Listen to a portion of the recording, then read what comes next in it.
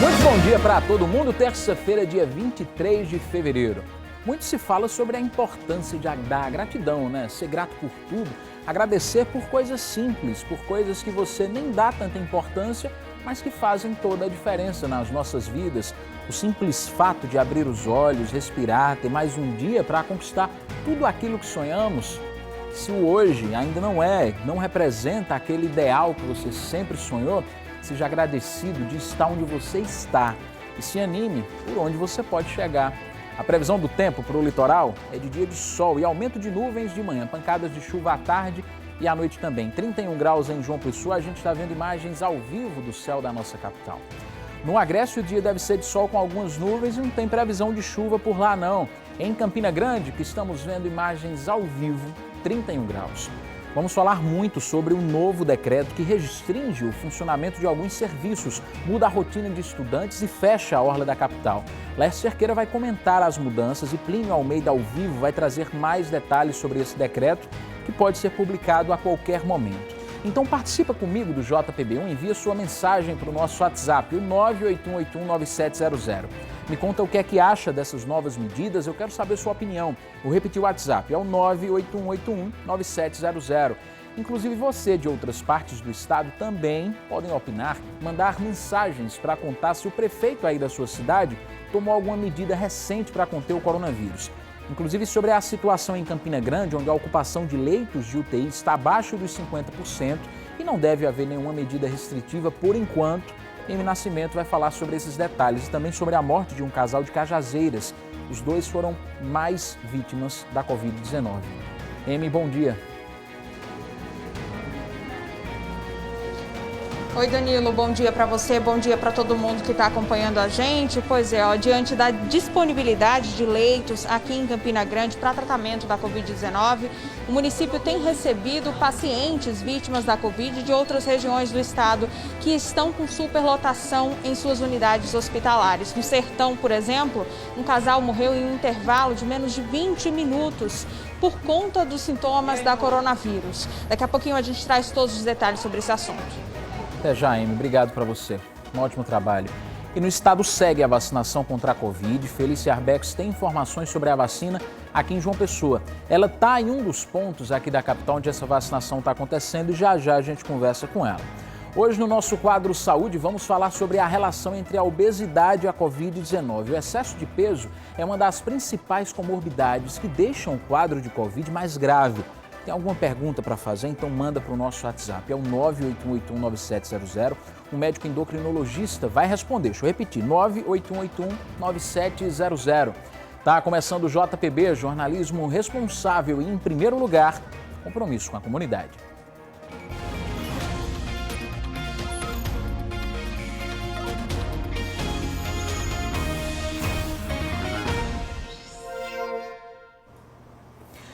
A gente vai começar falando sobre um novo decreto que deve ser divulgado a qualquer momento. Ele traz novas medidas restritivas aqui para o estado.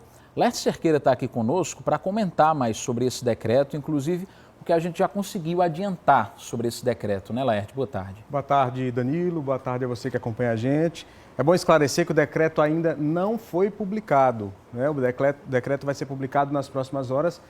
Os prefeitos da região metropolitana estão conversando nesse momento em reunião porque eles querem afinar medidas conjuntas para evitar que João Pessoa tenha uma medida específica e aí outras cidades da região metropolitana tenham outras medidas e haja um problema aí nesse processo de adoção de restrições.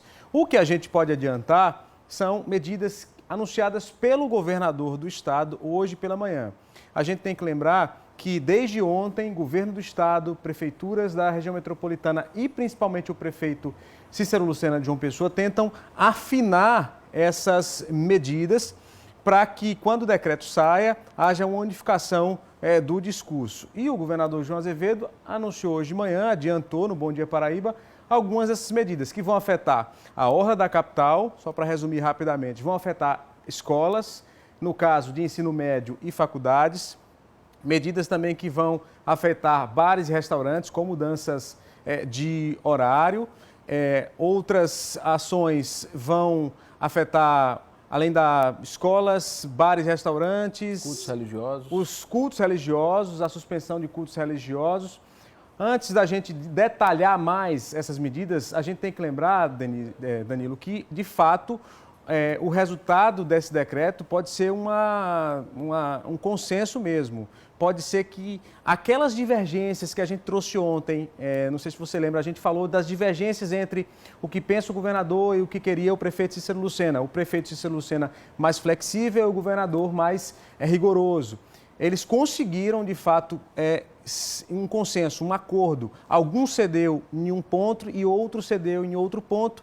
E o decreto vai sair com a cara dos dois governos, com um olhar mais flexível e um olhar mais duro, pelo menos por enquanto. O decreto, como eu disse, ainda não saiu, mas algumas medidas começaram a ser anunciadas desde ontem. Entre as principais está o toque de recolher, que agora não é mais só para João Pessoa, é para as cidades do estado que tem a bandeira laranja ou vermelha, 144 municípios.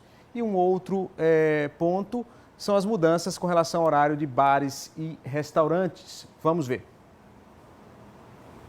As medidas devem valer até o dia 15 de março em 144 municípios da Paraíba, que estão classificados nas bandeiras laranja e vermelha do Plano Novo Normal do governo. Entre as medidas mais restritivas está o toque de recolher, que é a proibição da circulação de pessoas entre as 10 horas da noite até as 5 horas da manhã, em todos os municípios que estão nas bandeiras laranja e vermelha, o que incluem as cidades pertencentes à Grande João Pessoa. Eu acredito que não estão fazendo nada para o nosso mal. Muitas vezes a pessoa fica batendo de perna sem necessidade. Se o perigo está na rua, se podemos ficar em casa, então a gente deve ficar, né? A gente tem que se prevenir para que a gente não pegue, né? Que nem muita gente estão se contaminando, vão para balada, vão para farra. Às vezes estão até na igreja mesmo, tira a máscara. Aí por isso que muitos são contaminados, porque não se cuidam, né? Então que a gente venha se cuidar cada dia mais. Essa doença não veio para brincadeira não, veio para detonar mesmo, minha gente. Agora de proteger, né? Ser mais humilde, ter mais coração, porque tem muita gente só pensando em si próprio, não pensando em ninguém, né? Se proteger como pode. O comércio não vai fechar, mas a previsão é de alteração no horário de funcionamento, uma decisão que vai depender de cada prefeitura. A gente tem medo que feche sim, porque é nosso emprego que está em jogo, né? A gente fica com medo, a gente não sabe o dia de amanhã. Eu preferia a redução de horário do comércio, com a restrição mais rígida. Eu acho que isso seria bem melhor para a gente. O comércio, o shopping, as empresas, a indústria, ela está tomando todos os cuidados. Todo mundo com máscara, todo mundo com álcool em gel, todo mundo lava as mãos aqui direto. Quer dizer, o comércio, a gente só atende um cliente por cada vez. Quando tem cliente demais, a gente para de atender, fica esperando quem quiser entrar novamente. Porque não adianta encher a loja e estar arriscando a vida de cada funcionário, né? Muita gente está desrespeitando as normas. Eu acho que é válido. Mudança de horário também nos shoppings, que devem abrir às 9 horas da manhã e fechar às 9 da noite. Já as praias vão ser interditadas para o passeio e atividades coletivas, incluindo a faixa de areia e a calçadinha. Devia ter sido feito antes das eleições, né? Mas agora, para prevenir, porque os leitos estão cheios, né? Os hospitais estão cheios aí. E só sabe quem passa, né? Minha nora passou 20 dias na UTI e nós sofremos muito, muito. Bares e restaurantes só podem funcionar das 6 da manhã até as 4 da tarde e festas e eventos estão proibidos de serem realizados.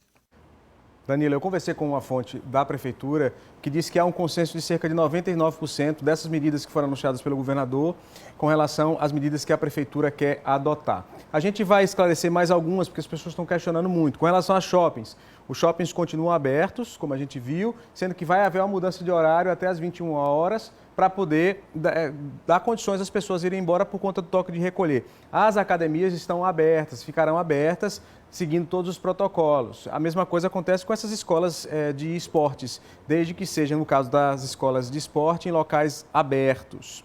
Hotéis funcionam normalmente, os restaurantes dentro dos hotéis podem funcionar desde que para os hóspedes, né? Não pode ter cliente externo. Indústrias funcionam normalmente, né? Porque são ambientes controlados, segundo o próprio governador. A Orla Zuila já falou aí. Futebol pode acontecer desde que sem a presença do público, né? Sem o público. É por isso que o Botafogo, inclusive, vai jogar domingo sem problemas nenhum. E também a Prefeitura anunciou a aplicação de escalas para servidores municipais e agendamento de alguns serviços deve ser anunciado e especificado no decreto. Laerte, só reforçando essa questão de fechamento da orla que a gente viu na reportagem de Zuila, ela deve começar a valer a partir de amanhã. A gente vai mostrar mais uma vez as imagens que circularam nas redes sociais do último fim de semana. São imagens feitas no último domingo, dia 21, também no sábado. Muita gente, uma aglomeração com força, né? Várias pessoas sem utilizar as máscaras, inclusive. Falta de consciência total, um perigo danado. A gente está fazendo o alerta, inclusive, para mostrar o porquê desses decretos estarem vindo agora nesse momento. As autoridades apelaram para a conscientização das pessoas, mas isso não aconteceu. Na noite de ontem, segunda-feira, o movimento estava mais tranquilo, mais calmo. Era um dia de semana, né? A orla estava liberada para o público e muitos já viviam essa expectativa do fechamento. Nossa equipe passou pela praia e conversou com algumas pessoas. Todas entendem a decisão de manter a praia fechada. Vamos ver. Tem muita gente que respeita o distanciamento, né? Tem outros que não tá nem aí tem que fechar mesmo. A galera tá meio sem noção, né? Apesar da atividade ser bastante importante pra gente, eu acreditar que para essa questão do combate ao corona a gente tem que estar com a imunidade legal, mas da forma que tá, tem que dar uma fechada para ver se agora dá uma brecada. Então eu concordo. Nem todos se cuidam como deve se cuidar, né? Então a gente entende também o outro lado, né? A gente se preocupa com as pessoas que precisam do emprego, mas está vendo também que eles estão se preocupando com a saúde de todos, né? Foi bom porque senão pode empeorar pior as coisas. Melhor que feche que melhore a saúde, né? E a gente trabalha depois, junta dinheiro, dinheiro não é tudo, né? E olha só, hoje um dos assuntos na primeira sessão da Câmara de Vereadores aqui de João Pessoa foi o combate à Covid-19. Não foi isso, Laerte? Isso. Danilo, foi uma sessão híbrida, né? Uma sessão com vereadores remotamente, outros no plenário. Teve a participação do prefeito Cícero Lucena, de maneira remota. Ele leu a tradicional mensagem, falou das ações, dos 54 dias de gestão, dos projetos e das medidas restritivas, dos projetos para os próximos meses, né? Afinal, esse é o primeiro ano de mandato. E também falou das medidas restritivas. Obviamente, essas medidas tomaram conta da pauta. As medidas para conter o avanço do coronavírus aqui em João Pessoa. Ele falou do decreto que deve ser emitido nas próximas horas em conjunto com o governo do estado. Cícero Lucena, do PP, anunciou que Bruno Farias, do Cidadania, será o líder da sua base de sustentação. E a partir desta legislatura, na Câmara Municipal, o vereador Bosquinho será o vice-líder. Danilo, a gente viu umas imagens da aglomeração no final de semana e a grande preocupação é quem vai fiscalizar, né? O que é que vai acontecer?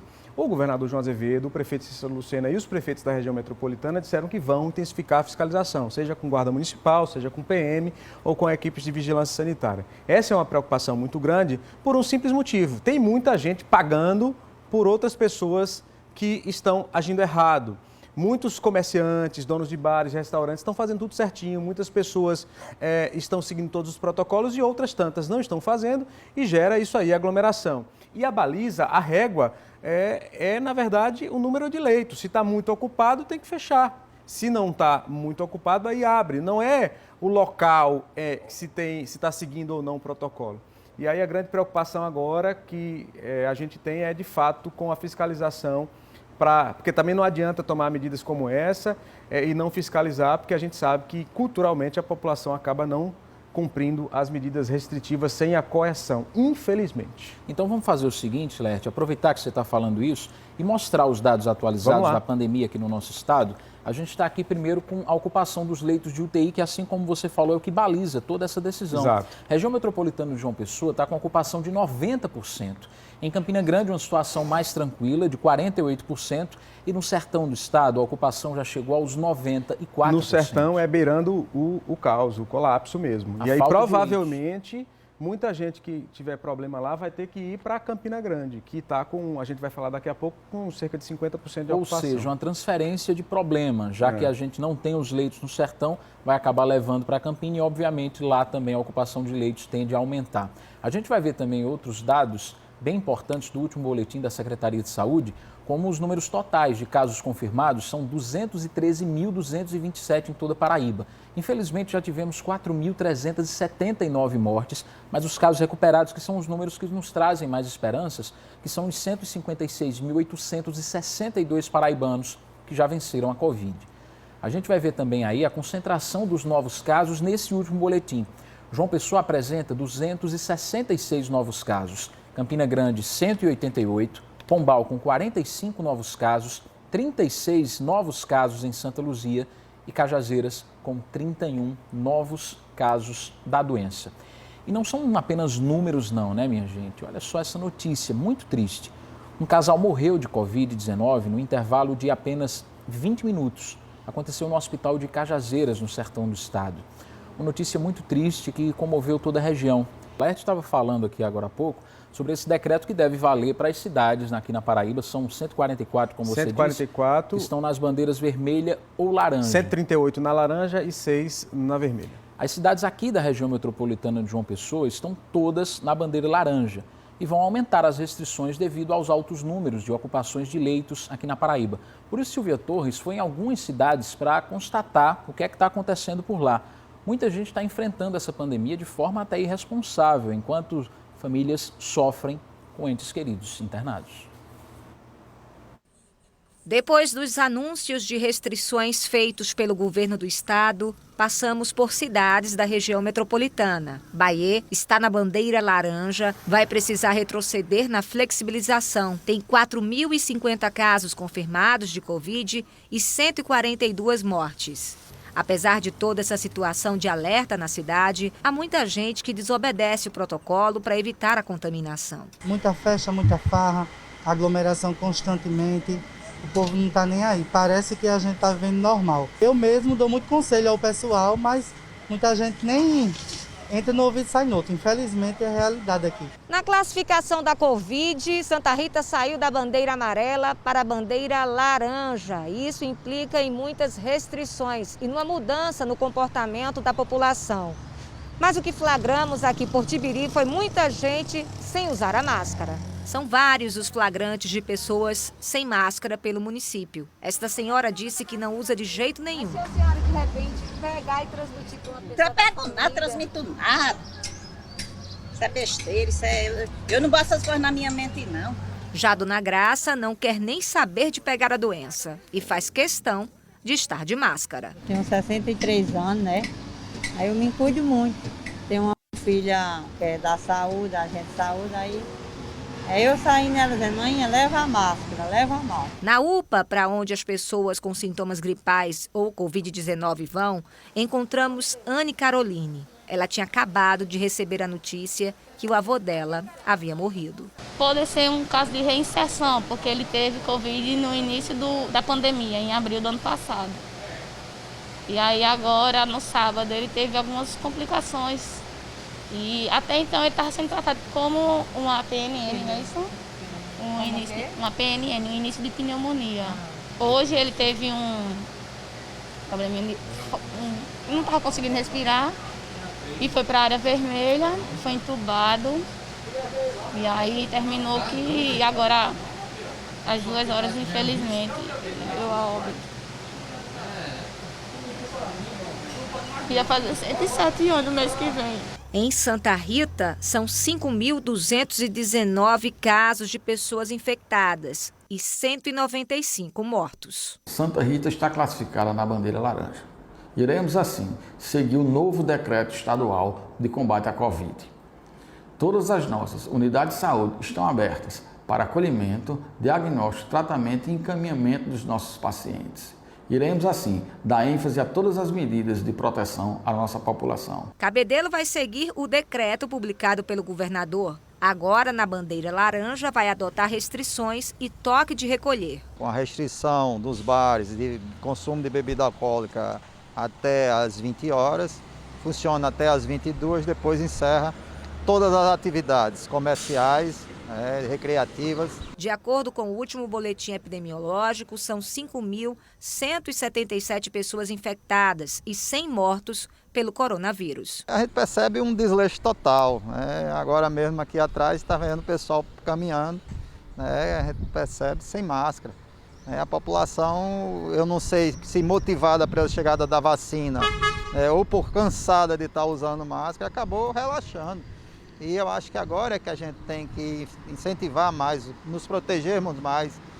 As mortes estão acontecendo, os casos estão aumentando, 2 cepas circulando na nossa sociedade aqui na Paraíba. Então agora aqui tem que aumentar os cuidados até que todos estejam vacinados. Antes disso, a gente não pode relaxar com os cuidados. Até agora, 2,8% da população prioritária em Cabedelo foi vacinada. Quem usa máscara certinho não gosta nem um pouco de ver a população negligenciando os meios para evitar a doença. É falta de respeito comigo e com ele, com a família dele, né? Porque eu tô de máscara e você não tá. Eu tô me protegendo e você não tá. Aí fica problema. É isso, não adianta a Prefeitura de João Pessoa tomar medidas, a população daqui, de alguma forma, estar mais consciente se a região metropolitana inteira não tiver. Porque, na verdade, Danilo, deságua tudo aqui em João Pessoa. Afora o hospital de Santa Rita, o metropolitano, que é em Santa Rita, mas é do governo do estado, tudo vem para aqui, os hospitais daqui, e aí é um problema. Inclusive, a gente tem aqui os números da ocupação desses hospitais que você citou. 2 aqui na capital e o metropolitano de Santa Rita. O Clementino Fraga, que é a referência no tratamento da Covid pelo estado, aqui em João Pessoa está com 100% da lotação na UTI e 85% da enfermaria. O metropolitano de Santa Rita, que Laerte citou, 91% de ocupação de leitos de UTI e 83% na enfermaria. A gente tem uma outra tela mostrando o hospital da Unimed, o maior hospital particular aqui da capital, que tem 132 pacientes internados se tratando da Covid e 49% estão na UTI e destes 42% precisaram de intubação. O Hospital da Unimed não faz uma diferenciação entre a ocupação de leitos de UTI e enfermaria, eles apresentam ocupação total. Mas dos pacientes internados, quase a metade estão na UTI e quase a metade dos internados intubados. E é muita gente internada, né, Danilo? Muita gente internada e muita gente na UTI. A senhora falou agora aí, na reportagem de Silvia, que não estava ligando. Mas imagine o que é você precisar ser entubado e não ter lugar. Que foi o que aconteceu com o Amazonas e o que não quer que se aconteça aqui. Laerte, vamos dar uma caminhada até ali, porque a gente sabe que a única esperança que a gente tem para enfrentar, para vencer a Covid-19 é a vacinação.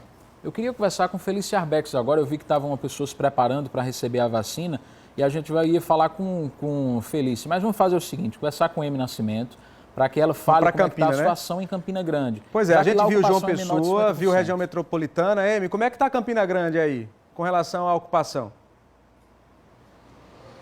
Olha, água real. Oi, Laerte, oi, Danilo, mais uma vez. Olha, com relação à ocupação, a situação de Campina Grande é um pouco menos preocupante do que a de demais municípios do estado, incluindo a capital. Isso porque por aqui a ocupação não chega aos 50%, tem um número inferior. Mesmo assim, a Secretaria de Saúde já estuda a possibilidade de ampliação no número de leitos aqui no município, incluindo a abertura de 10 novos leitos de UTI no Hospital Pedro I e 12 novos leitos de UTI no Hospital Universitário Alcides Carneiro, caso seja necessário realmente essa abertura de leitos diante dessa demanda de outros municípios do estado que pessoas estão sendo transferidas para cá por conta de uma superlotação. O secretário de Saúde de Campina Grande falou sobre a situação aqui do município. Confira. Já temos então esse planejamento, o gabinete de crise tem se reunido de forma constante, inclusive ontem à tarde a gente estava discutindo esses números, tanto de João Pessoa como do Sertão e Alto Sertão, e Campina Grande, de forma prévia, já se planejando, já pretende inclusive abrir novos leitos. Estamos avaliando essa possibilidade, inclusive, de abrir mais leitos de UTI aqui no Complexo Municipal Pedro I. Já solicitamos também ao Hospital Universitário a reabertura de leitos de UTI daquela unidade para que aumente o suporte, aumente a oferta de leitos de UTI, não só para pacientes de Campina Grande, como de outras cidades aqui da Paraíba. Atualmente, Campina Grande, através do Hospital Pedro I, tem 175 leitos de enfermaria disponíveis para a Covid-19, 70 leitos de UTI e ocupados são 89 leitos de enfermaria e 56 leitos de UTI. Já o Hospital de Clínicas de Campina Grande, que tem sido referência também no tratamento do coronavírus, tem 40 leitos de enfermaria no total, sendo 15 leitos ocupados e 30 leitos de UTI, sendo 22 ocupados. A gente lembra que o papel da população no combate ao coronavírus continua sendo imprescindível. Nós estamos aqui no centro da cidade de Campina Grande. A movimentação por aqui é um pouco mais tranquila no dia de hoje. A gente vê um cenário diferente do que a gente costuma ver. Não tem tanta gente no meio da rua, mas ainda tem gente que se descuida por aqui. Tem gente que passa sem máscara, tem gente que ainda passa aglomerando com algumas pessoas, sem cuidado nenhum. Então a gente reforça que esses números eles precisam ser combatidos com o cuidado da população. Danilo, volto com você. Obrigado, viu, Emi? Valeu, Emi. Obrigado. Você está vendo aí já Plínio Almeida, porque Plínio vai trazer informações sobre todas essas medidas que a gente vem falando aqui, medidas que devem ser publicadas no Diário Oficial do Estado e que, obviamente, vai mudar a rotina de todo mundo para evitar o avanço da Covid-19 no Estado. Plínio Almeida fala com a gente agora qual é a situação das escolas particulares. O que é que vai acontecer de acordo com esse novo decreto que deve sair, Plínio? Essa é uma informação importante para os pais que estão aí acompanhando e querendo saber. Oi, Laerte, boa tarde a você, boa tarde, Danilo, e a todos. A gente começa falando então justamente sobre a educação, né? Nas escolas a gente sabe o seguinte, até agora, do que vai sair desse decreto, que o ensino médio, as aulas presenciais, elas vão estar suspensas, assim como também as aulas presenciais do ensino superior, que voltariam no dia 1º de março. Isso não vai mais acontecer. Já no ensino infantil e fundamental 1 e 2, essas aulas podem permanecer de maneira presencial. Muitas escolas estão fazendo rodízio e, claro, desde que respeitando todos os protocolos de segurança até segunda ordem. Pelo menos é o que está aqui, é o que deve chegar nesse decreto. Academias, hotéis e pousadas podem funcionar.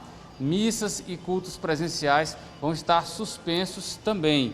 Inclusive, nós conversamos com vários líderes religiosos de várias religiões aqui da Paraíba que enviaram mensagens para os fiéis sobre esse momento de restrições quanto às celebrações que vão estar suspensas por um tempo. Vamos ver.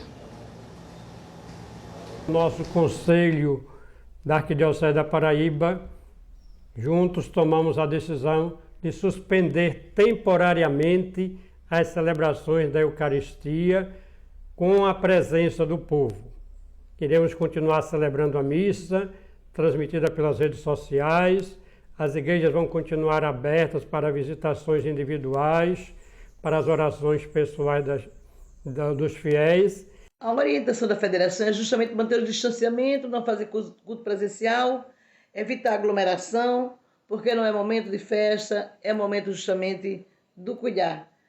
Já já tudo isso passa e a gente se encontra, né? É um momento de consciência, de conscientização coletiva. Há uma fala de Paulo nas cartas que ele diz assim: tudo me é lícito, mas nem tudo me convém. Se é lícito a gente brincar, se divertir, aglomerar, tomar banho, curtir a vida, mas nesse momento não nos convém, porque temos que pensar no coletivo, nesse momento difícil que a humanidade atravessa. Qualquer gesto, qualquer movimento em favor do amor ao próximo, do respeito ao próximo, se faz muito necessário. Então vamos aguardar um pouco, vamos ter mais paciência e resiliência. Isso passa, isso vai passar com as nossas atitudes corretas do agora. Lembrando, são 138 municípios aqui na Paraíba, na bandeira laranja ou vermelha. João Pessoa e região metropolitana estão na bandeira laranja, o que indica uma série de restrições de mobilidade urbana, mobilidade humana, e por isso o decreto vai trazer várias medidas, como por exemplo o toque de recolher, das 10 da noite até as 5 da manhã, pelo menos para as próximas 2 semanas. A gente também vai ter os bares e restaurantes funcionando das 6 da manhã só até as 4 horas da tarde. Já falamos na aula do ensino médio e superior que foram suspensas as aulas presenciais, as missas e cultos também, a gente viu agora na palavra também dos líderes religiosos. Os shoppings têm mudança, vão ficar abertos só até as 9 horas da noite. Os salões de festas vão fechar muitas festas têm acontecido nos últimos meses, isso não vai mais ser permitido. Os hotéis funcionam normalmente com restrição de público e existente também o restaurante interno tem que ficar aberto para poder receber o público. As indústrias vão funcionar normalmente desde que os ambientes sejam controlados. A orla vai ser interditada, né? E aí, ao que a gente sabe já de João Pessoa, tem que esperar o posicionamento de outras cidades do litoral paraibano quanto à administração da orla e da faixa de areia. O comércio, até agora a gente não tem informação sobre como vai ficar, mas hoje pelo menos ele vai ficar aberto e cada prefeitura vai determinar como ficam os horários e o funcionamento do comércio. O futebol vai poder continuar acontecendo da forma que sempre foi até agora, sem público. Eu vou conversar com o secretário executivo da Saúde aqui do Estado, da Gestão Hospitalar, Daniel Beltrame, mais uma vez conosco. Boa tarde. A gente tem ouvido falar dos profissionais que essa nova cepa ela é mais agressiva e seria responsável por esse grande número de internações, sobretudo nas UTIs.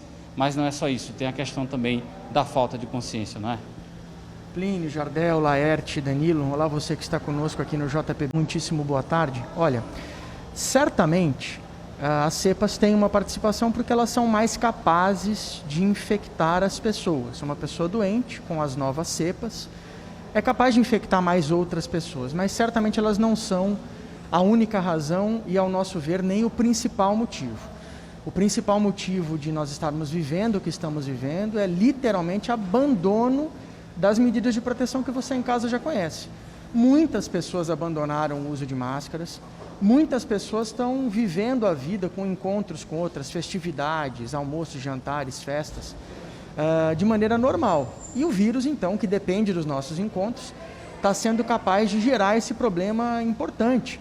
O número de internações hospitalares nos últimos 10 dias cresceu de maneira explosiva, proporcional ao número de pessoas que adoeceram. Eu repito a você, se você usa máscaras e se você não se aglomera, nem a nova variante é capaz de afetar você e te causar doença.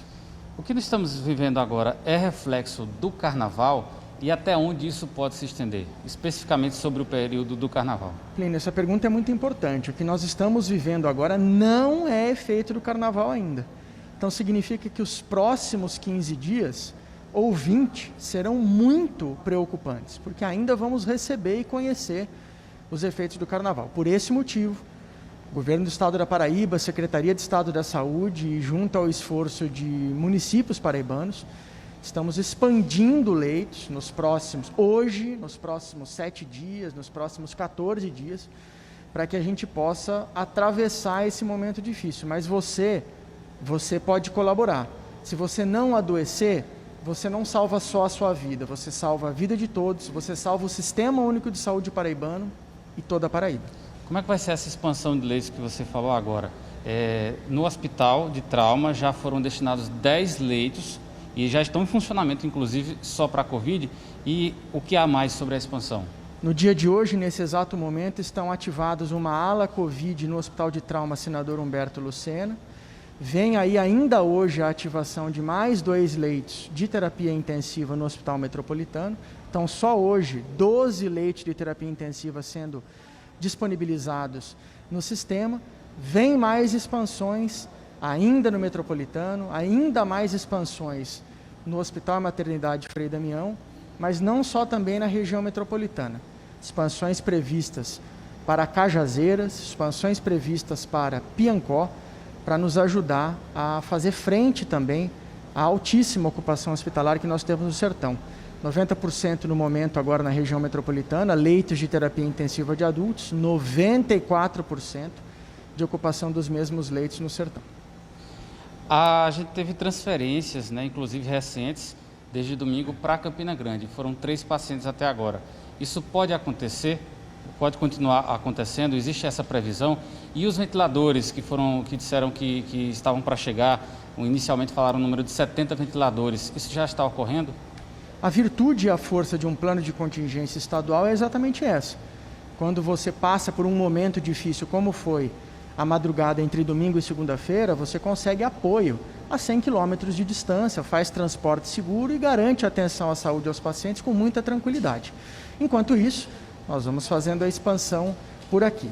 O Ministério da Saúde informa que os ventiladores chegarão agora entre o meio e o final dessa semana para nos permitir fazer expansões ainda maiores e nós temos certeza que a gente vai conseguir fazer esse movimento.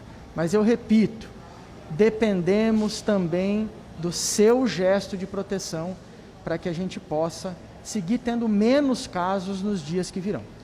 A gente tem falado bastante sobre o comportamento dos jovens, as aglomerações, festas clandestinas, praças, na praia e, ao mesmo tempo, os médicos de vários hospitais vêm dizendo que muitos jovens estão se hospitalizando de maneira grave e até com óbitos.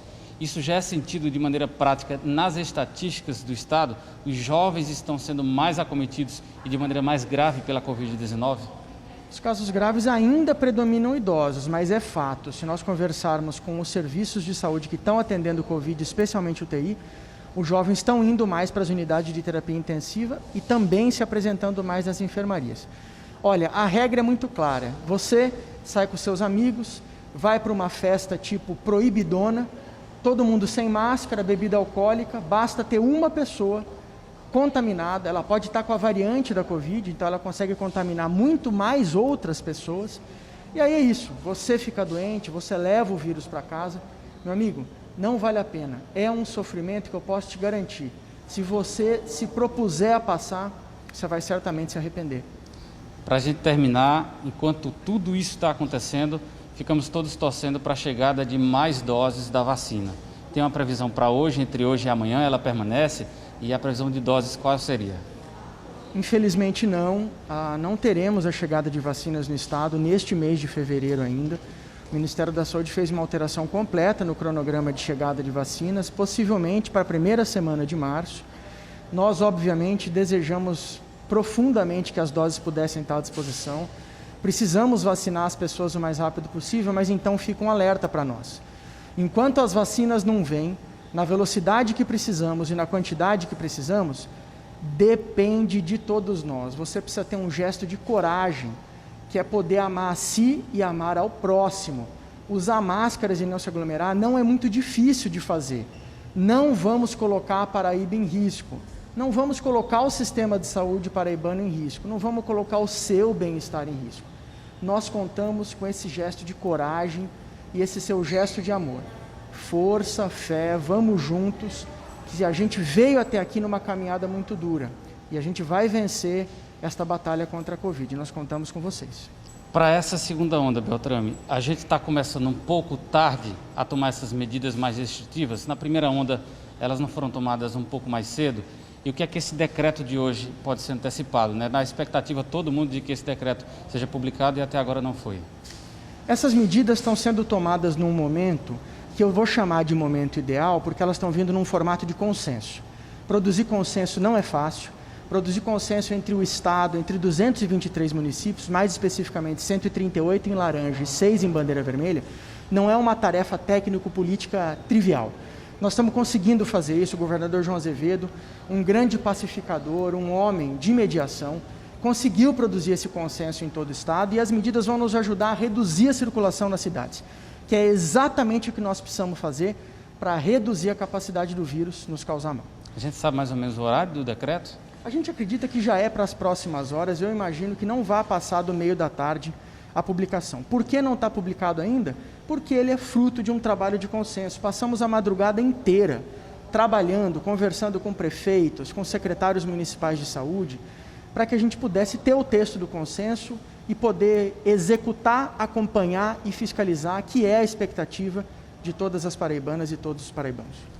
Daniel Beltrame, secretário executivo da Saúde e Gestão Hospitalar aqui do Estado, muito obrigado mais uma vez pela sua participação. É isso, Danilo e Laerte. Valeu, obrigado. Agradecer também ao secretário executivo. Exato, só informação, Danilo. O secretário falou em aumentar leitos, mas o aumento é finito, acaba. Por mais que se aumente leitos, se continuar do jeito que está, não vai ter leito que dê para todo mundo. Agora, uma coisa importante que ele falou, encerrou falando, inclusive, antes de falar sobre essa questão de ocupação, enfim, de leitos, sobre a vacinação. E a vacina é a nossa única esperança. E tá acabando, Felícia está aqui para falar sobre a vacinação aqui em João Pessoa. E outra coisa que ele falou, né, Laerte? Acabou a vacina, não vai chegar a vacina em fevereiro aqui na Paraíba. Vamos ver com Felícia Arbex para saber como é que está a vacinação de idosos, né? Dos idosos acima de 85 anos. e a segunda dose para os trabalhadores da saúde. Além disso, a Justiça autorizou que sejam vacinados os profissionais de saúde que não estejam na linha de frente, mas também autorizou, aliás, determinou que boa parte das vacinas, 94%, sejam destinadas a idosos. Felícia, boa tarde. Boa tarde, Felícia. Olá, boa tarde, Laerte, Danilo e todos que nos acompanham. Eu estou aqui no ginásio Ronaldão, que fica no bairro do Cristo, e é um dos pontos de vacinação aqui da cidade de João Pessoa. Movimentação tranquila por aqui. A equipe que vai aplicar a vacina já está por aqui, só aguardando o grupo prioritário chegar. Lembrando que essa vacinação é apenas para grupo prioritário, que são idosos a partir dos 85 anos e profissionais da saúde que atuam na linha de frente e que vão tomar a segunda dose. Então, para os profissionais da saúde que atuam na linha de frente, a segunda dose. Aqui em João Pessoa são 3 pontos de vacinação. No estacionamento do Shopping Manaíra, no estacionamento do Mangabeira Shopping e aqui no Ronaldão, que o funcionamento começou ontem. O horário de vacinação vai das 9 horas da manhã até as 5 horas da tarde. E o esquema é bem simples. A pessoa vem de carro, não precisa nem sair de dentro do carro que é vacinado.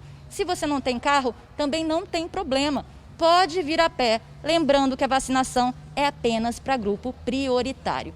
E agora eu vou falar sobre essa novidade, que é a decisão da Justiça, que autorizou a Prefeitura a vacinar profissionais da saúde que não atuam na linha de frente. Mas isso ainda não vale para este momento de agora. De acordo com a decisão, a Prefeitura deve destinar 94% das doses para o grupo prioritário para idosos e 6% para os profissionais da área da saúde. E dentro desses 6%, que a Prefeitura vai definir que parcela vai ser voltada para os profissionais que atuam na linha de frente e que parcela vai ser voltada para os que não atuam. E o chefe de imunização de João Pessoa, Fernando Virgulino, falou a respeito. Então vamos ver o que ele disse. A decisão judicial ela traz uma nova remessa de doses, um quantitativo que vai ser destinado a trabalhador de saúde. Nós iremos estar identificando aí esses trabalhadores de saúde e esses espaços para estar vacinando, visto que o Ministério da Saúde ainda não mandou 100% dessa população. Então, numa próxima remessa que vier, cerca de 6% vai ser voltada a trabalhador de saúde e a gente vai destinar a esse trabalhador de saúde, entendendo que existem trabalhadores de saúde que estão em ambientes de vulnerabilidade e esses devem ter sua dose garantida sim. A vacinação de idosos acima de 85 anos continua no Shopping Manaíra, Shopping Mangabeira e no Ronaldão. Lá tem 2 modalidades de vacinação, que é o drive-thru para quem pode ir de carro e para quem não pode também ter um espaço físico para aquela pessoa que é o pedestre que vai buscar pela dose da vacinação. Então as pessoas podem estar buscando esses pontos, os horários de funcionamento vai de 9 às 17 horas.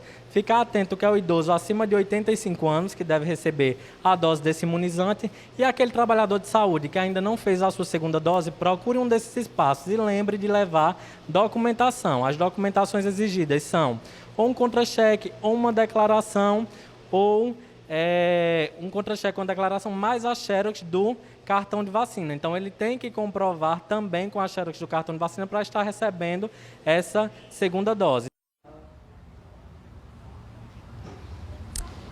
Volto aqui no Ronaldão para mostrar que a movimentação está tranquila. Então, se você é do grupo prioritário, não deixe de se vacinar. Eu vou conversar agora com a enfermeira Angélica, que ela faz parte da equipe que está aplicando a vacina. Angélica, este ponto de vacinação começou a funcionar ontem. Está bem tranquilo o movimento hoje.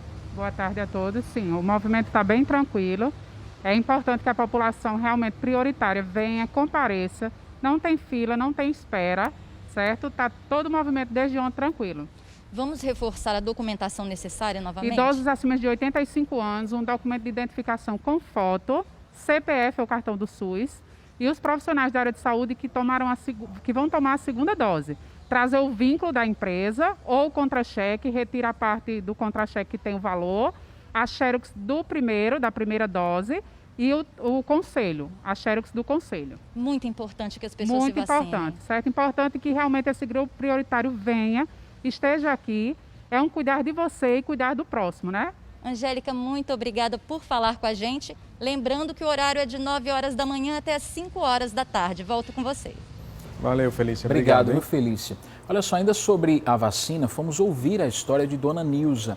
Ela tem um pai com 96 anos e a mãe com 94. Os dois já estão cadastrados na unidade de saúde da família para tomar a vacina. No caso deles, que são acamados, as doses são aplicadas em domicílio. Mas Nilza e as irmãs estão querendo saber quando é que essa vacina deve chegar. Diante desse cenário que nós estamos enfrentando, de preocupação, né? A gente fica muito... fica muito ansioso, né? Ansiosa, né? Quando eu estou indo na casa dos meus pais, eu tenho o maior cuidado. Eu entro até pela lateral, justamente esse medo de levar contaminação, né? Que eles já são idosos, meu pai tem 96 anos, minha mãe tem 94 e é bastante cuidadoso, preocupante, né? Que essa vacina chegue o quanto antes, para a gente não ter tanta essa preocupação, né? E eles são grupo, são vulneráveis demais até, são um grupo prioritário de risco, né? Olha, Danilo, não tem muita lógica. Essa senhora, esse casal está com 94 anos, tem 94 anos e está sem vacinar, não. A gente tem recebido reclamações, sim, de telespectadores com relação a isso. E a Prefeitura tem como localizar isso. Primeiro, porque tem um cadastro. E segundo, porque nos próprios PSFs tem um cadastro. Então, é priorizar, de fato, essas pessoas de ir na casa delas para vacinar, né? Porque se a gente for olhar por escala de prioridade, 94 anos, inclusive, é muito mais importante do que 85, por mais que 85 seja importante. Então, tem que zerar esse tipo de demanda, de perfil. Não tem lógica.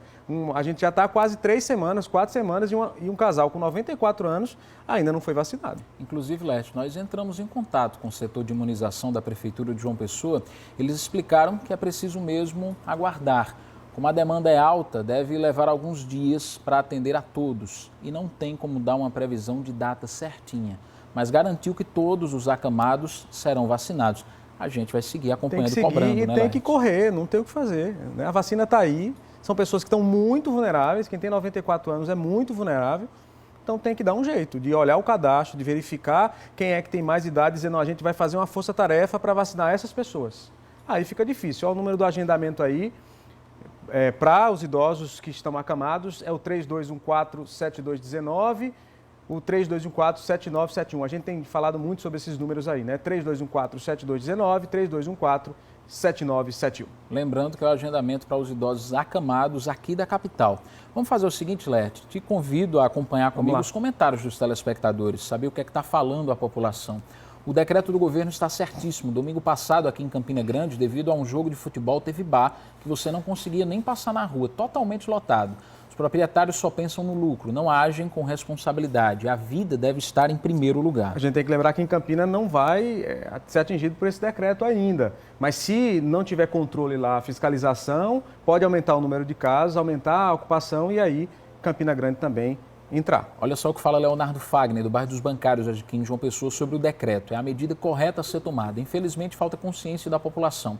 O que aconteceu durante o carnaval, por exemplo, foi absurdo. A pandemia não irá acabar nunca com esse comportamento. Precisamos ter paciência para não nos tornarmos pacientes. Danilo, só para fazer uma ressalva, o primeiro comentário falou dos empresários, donos de bares. É bom lembrar que nem todo mundo aceita isso. Tem muita gente, ou a maior parte, seguindo todos os protocolos justamente para evitar esse fechamento parcial ou total. Mas, obviamente, alguns que não fazem o que tem que ser feito acabam gerando isso para todo mundo, gerando esse problema para todo mundo. O próximo comentário é do Wagner, ele fala das prioridades na vacinação. Minha esposa é professora da rede privada, não tem prioridade na vacinação e está dando aula presencial.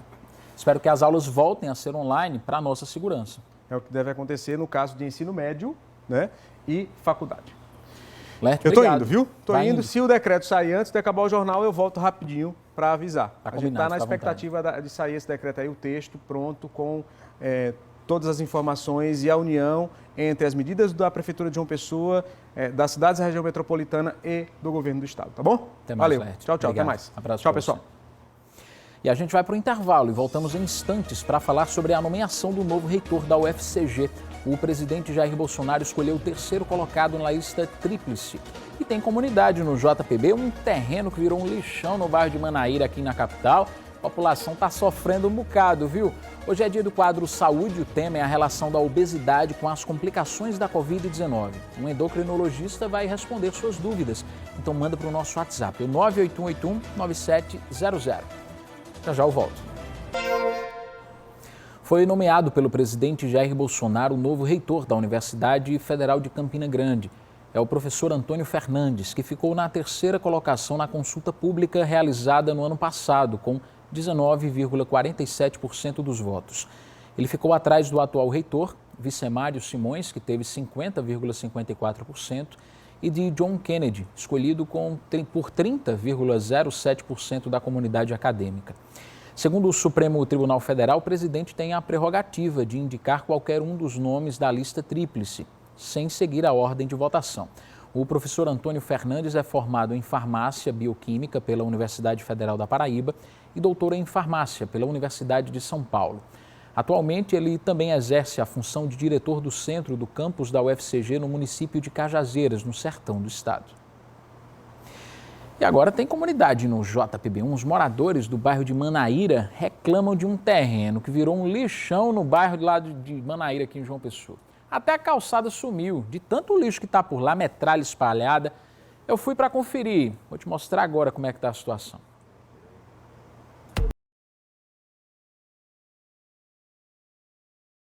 Essa nojeira todinha que vocês estão vendo aí é a calçada da rua Francisco Belmont, que fica aqui no bairro de Manaíra. Rapaz, imagina só a situação, para quem mora por aqui, para quem precisa passar por aqui. Os carros estão estacionados na rua, o povo tem que passar por onde? Pela calçada, com carro ou sem carro. Mas tá desse jeito, ó. Vixe Maria do céu, é metralha, é lixo, é tudo que não presta. O problema não é só a calçada não, é o terreno dessa calçada. É todo murado, o proprietário teve essa preocupação. A questão é que antes aqui tinha um portão. Portão não existe mais. E aí tá liberado, livre, para quem quiser entrar e fazer o que quiser. É verdade, Danilo. A inconsciência das pessoas fazem com que o lixo já tem até uma rampazinha ali, tá vendo? Eles colocam muito lixo lá e já estão botando aqui, quer dizer, o passeio público já não tem mais, né? Então tem lixo lá dentro, lixo aqui fora, muita coisa de construção, dessa construção que estão fazendo aqui. Então, e o pior é quando eles colocam, tem época que ateiam fogo ao lixo. Aí, meu amigo, ninguém aguenta aqui essa poeira de lixo. E outra, a gente não pode passar por aqui, né? A gente só tem um trechozinho do lado de lá. O senhor estava dizendo também que falou com o pessoal da prefeitura já, não foi? Alguém aqui do bairro, das ruas aqui perto, procuraram a prefeitura, falaram com alguém, não? Essa semana um vizinho disse que fizeram uma ligação para a Enlu e eles disseram que vão mandar um fiscal para fazer uma anotação e eles disseram que em 10 ou no máximo 15 dias a providência já é tomada. No caso aí é encontrar o proprietário, notificar, ver o que é que pode ser feito. Exatamente, é isso que eles disseram que fazem, procuram pelo IPTU para ver quem é o dono e eles dizem que como não pode, o proprietário pode ser multado por isso aqui. Pois é. O terreno é deles, eles têm que tomar conta. Verdade. Vamos ver só aqui na beirinha. Eu não vou entrar não no portão do terreno do povo. Mas ó, como estava falando o pessoal, aqui dentro já está cheio de metralhas, está cheio de lixo, enfim. Com esse acesso aqui aberto, o pessoal pode vir colocar o que quiser, enfim. Tá errado, mas não é para fazer. Nem no meio da rua, nem na calçada, nem tanto num terreno como esse. Agora, imagina só durante a noite, como é que é? A gente já vai por fora, pelo quarteirão, pela Rui Carneiro, porque não é confiável passar aqui não. Fica bem esquisito. É escuro e com pessoas aqui olhando para cá e usando drogas, a gente não se arrisca. É melhor a gente rodear pelo quarteirão, tudo é daquele lado. E aqui seria mais perto. Aí a gente passa aqui por trás. Exatamente. Ixi Maria, aí o amor diminui, então tá feito o registro. A prefeitura, a gente espera que mande logo um fiscal para cá para ver como é que está a situação, identifique e notifique o proprietário. Se for de multar, multa, porque tem que fazer alguma coisa. Assim, ou aperreio danado.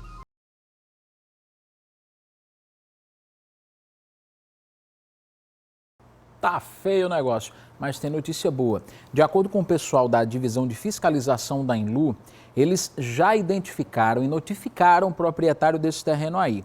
Ele agora tem até 15 dias para providenciar a limpeza da área, colocar o portão de volta lá, enfim, deixar tudo bonitinho. Bora aguardar e acompanhar. Eu tô doido para ver esse terreno bem limpinho, bem bonito como deve ser. Senhor Antônio, fica de olho aí para mim, por favor, viu? Qualquer coisa, o senhor fala. Vamos para o intervalo agora, mais um. Já tem informação sobre o transporte público aqui em João Pessoa. 25 ônibus começaram a rodar hoje, após várias reclamações dos usuários. E tem um quadro saúde, a gente vai falar sobre a relação da obesidade com a Covid-19. O médico vai esclarecer todas as dúvidas. Você tem alguma dúvida sobre esse assunto? Quer falar sobre obesidade? Então manda sua pergunta para o nosso WhatsApp agora, que já ele vai responder. É o 981819700. Eu volto já, sai daí não.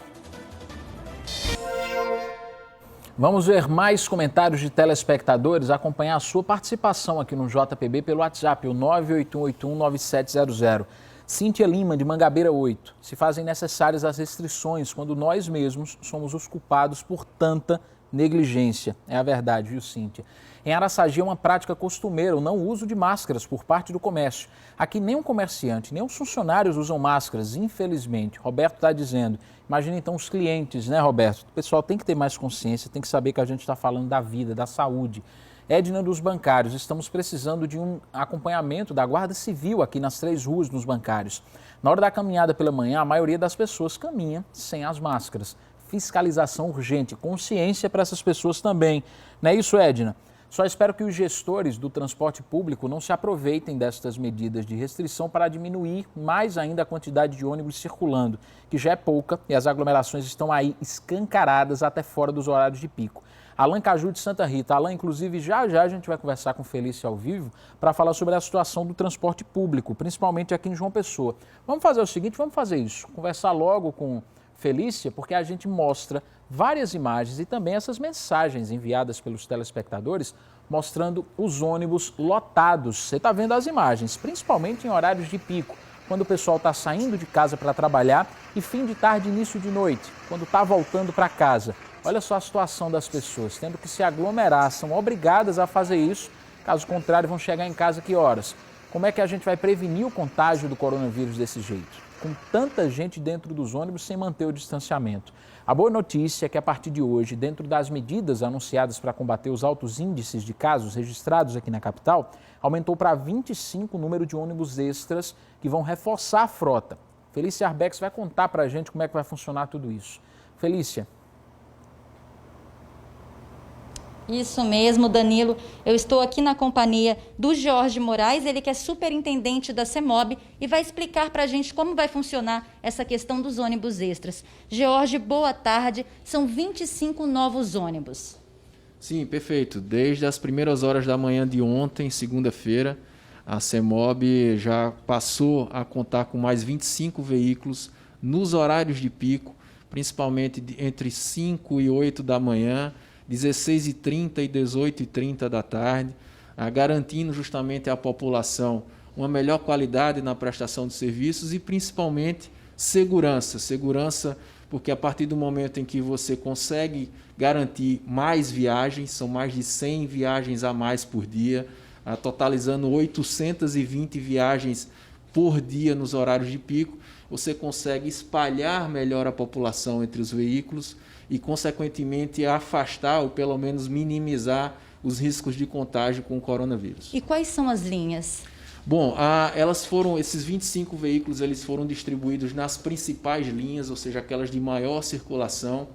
Eu destacaria principalmente as linhas circulares, a 1500 e a 5100, e outras linhas que atendem os mais diferentes bairros, como Mangabeira, Cristo, Valentina, bairro das Indústrias. Eu poderia citar aqui algumas, como a 102, a 601, a 204, a 301, 517, 3200, entre tantas outras. E eu peço que a população, que todos os usuários, eles acessem o nosso site cemobjp.pb.gov.br, porque terão todas as informações necessárias para que, não só em relação ao número de veículos, de linhas e também de horários, Felícia, porque nós conseguimos, com esse incremento, reduzir o início da operação. Então, muitas linhas estão saindo, principalmente as circulares, a partir de 4h50 da manhã e outras a partir de 5, 5h10, 5h20. Conseguimos trazer mais esse benefício. Jorge, muito obrigada pelas informações. Danilo, volto com você. Obrigado, viu, Felice? E claro que a gente vai seguir acompanhando e contando com a colaboração dos telespectadores, dos usuários do transporte público, que podem continuar denunciando cada caso absurdo que eles possam ver no transporte público e a gente, claro, vai cobrar as autoridades. Obrigado mais uma vez, viu, Fefe? Agradecer também o pessoal da CEMOB. A gente agora vai falar sobre saúde. No nosso quadro de saúde de hoje, o assunto são as pessoas obesas que acabam tendo uma gravidade maior quando pegam a Covid. Será que existe de fato essa relação? Quem vai responder é nosso convidado, o médico João Modesto, que é endocrinologista. Doutor, muito boa tarde para o senhor. Obrigado demais por ter atendido o nosso convite. Boa tarde, Danilo. É um prazer imenso da minha parte estar falando com você e com os seus telespectadores. Estou à disposição.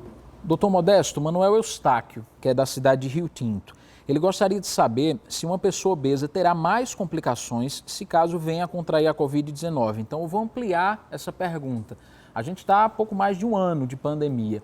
Dentro desse um ano, entre pesquisas, entre situações em pacientes obesos que contraíram a doença, o que é que a gente já sabe sobre essa relação, doutor?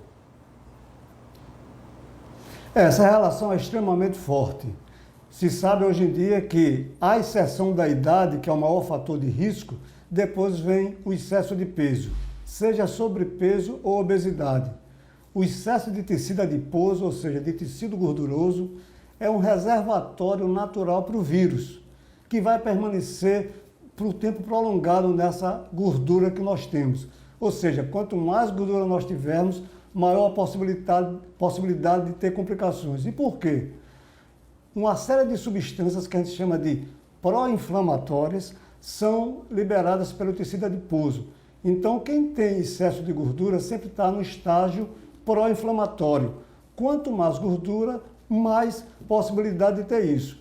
E as substâncias anti-inflamatórias terminam perdendo essa guerra entre as pró-inflamatórias e as anti-inflamatórias. Ou seja, ter excesso de gordura é um fator extremamente grave para quem contrai a Covid-19.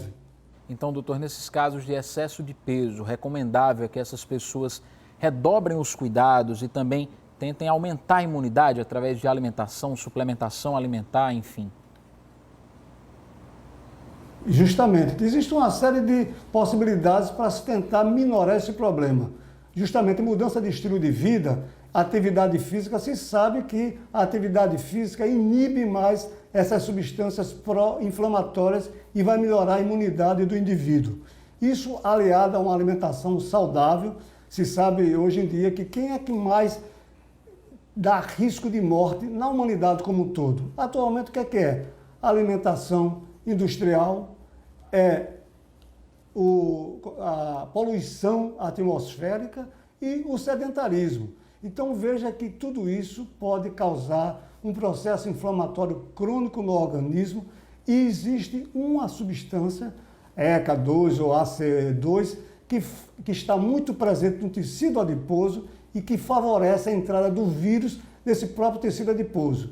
O indivíduo que tem obesidade, ele é mais propenso a ter doença cardíaca, doença renal, doença pulmonar e a partir daí, quando adquire uma afecção como a Covid, que atinge todos os órgãos e mais intensamente a parte pulmonar, se dissemina um estado inflamatório extremamente grave que precisa ser tratado com muita energia, porque a gente sabe que às vezes o êxito letal é forte demais e infelizmente acontece com alguma frequência, principalmente agora que estamos passando por uma fase de crescimento disso que está preocupando todas as atividades sanitárias em todo o Brasil e particularmente aqui no nosso meio, haja visto inclusive essas medidas que estão sendo tomadas recentemente. Então, o senhor falou sobre a necessidade de mudança dos hábitos, mudança de qualidade de vida como um todo. A pergunta da Genilda de Campina Grande tem muito a ver com isso que o senhor falou. Ela está dizendo que a filha dela pesava 70 quilos, hoje está pesando 105 quilos. A mãe vive preocupada com a saúde da filha, inclusive a filha já fez diversas coisas, como regimes para perder peso. E agora, o que é que elas podem fazer, já que o que foi feito até agora não deu resultado? O fundamento para isso realmente é a atividade física e mudança na alimentação. Uma alimentação saudável. E a gente sabe que hoje em dia o que a gente tem de alimentação industrializada, principalmente para as crianças, já é um problema muito sério lá para frente. Tem que realmente reeducar essa questão da alimentação nossa, que é um dos principais problemas que vão levar à obesidade. Ou seja, se é uma jovem, tem todo o tempo para se reverter esse processo, porque está em risco para muitas coisas, inclusive para hipertensão arterial, para diabetes, para aterosclerose, porque o colesterol também pode aumentar e a partir daí tem muitas coisas extremamente deficientes. Doutor, bem rapidinho para dar tempo de responder essa pergunta. A pessoa quer saber se ela faz parte do grupo de risco da Covid. Ela já fez tratamento para hipertireoidismo e depois passou a fazer o tratamento também para o hipotireoidismo. E ela quer saber, isso é consequência da iodoterapia. Ela quer saber se nesse caso ela faz parte do grupo de risco. Na realidade, pelo que foi dito a ela teve um hipertireoidismo, tratou com iodo radioativo, está agora em hipotireoidismo e está fazendo reposição hormonal. Então, a pessoa que tem de tempos em tempos fazer exame para saber se os níveis de hormônios estão normais. Estando normais, não tem maiores problemas em relação à Covid. Agora se sabe que a Covid também pode atacar a tireoide. No caso dela, que já está com a tireoide acometida, então não teria maiores problemas nesse caso dela. Agora tem que sempre se vigiar, tomando o remédio certo, atividade física e mudança de estilo de vida. Doutor João Modesto, obrigado demais pela participação e já reforço o convite para uma próxima oportunidade. Boa tarde para o senhor.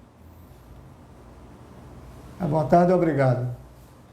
O JPB1 de hoje fica por aqui, depois do intervalo tem o Globo Esporte, mas antes, claro que tem uns abraços, parabéns para a Rosani Formiga aqui de João Pessoa, está fazendo aniversário hoje, Jefferson Santana e os filhos Pedrinho e Cecília estão acompanhando o JPB1, abraço, cheiro grande para vocês, feliz aniversário para a Jamile de Campina Grande, quem mandou foi o esposo dela, o Brito, parabéns Jamile, e Marlon Alves também de Campina, está completando 28 anos, comemorando, vendo o JPB1. A todos vocês uma ótima tarde.